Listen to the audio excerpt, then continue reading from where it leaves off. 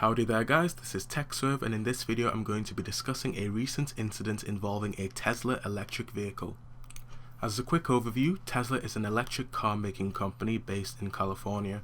The exact vehicle in question is Tesla's Model S, which has an autopilot feature which Tesla marketed as assistance for drivers. This feature allows the car to keep within the lane and even change its speed as other cars maneuver the roads. It can even change lanes without the driver needing to do anything at all. I know this all sounds all sci-fi and all that, but to be fair, it actually makes me think of Kit from the Michael Knight series. But anyway, as with any new technology, it hasn't been perfected yet, and unfortunately, a Tesla driver by the name of Joshua Brown was involved in a collision with a lorry in Florida back in May and died as a result. Now, Mr. Brown actually posted a video on YouTube back in April showing off the automation of his Tesla. The link will be in the description below if you want to check that out.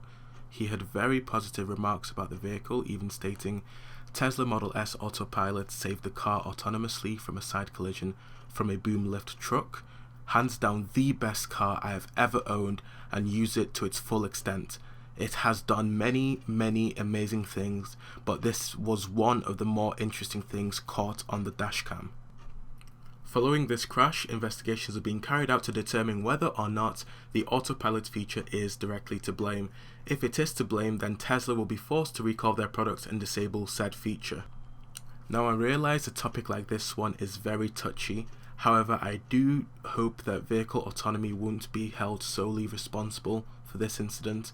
After all, Tesla themselves emphasize how this feature is still in public beta testing, and in fact it is disabled by default, so the driver must consciously decide to enable autopilot, and does so knowing the risks, as Tesla explained that it is an incomplete feature that the driver must keep their hands on the steering at all times.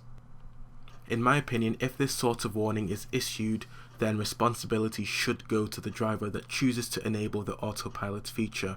I believe that this is akin to signing up to be a beta tester for software on, say, your computer, which you take responsibility for, especially after the company warns you that the software might mess up your computer.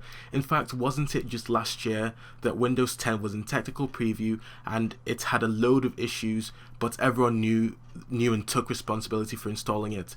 I know consequences of installing a beta test OS isn't quite the same as trialing something like vehicle autonomy, but if the risks are clearly presented, then the end user has to be aware of that and take appropriate responsibility. Anyway, that's all from me in this video. If you have any thoughts at all, then please comment below. Don't forget to subscribe if you want to see more videos like this one, and I will see you in the next one.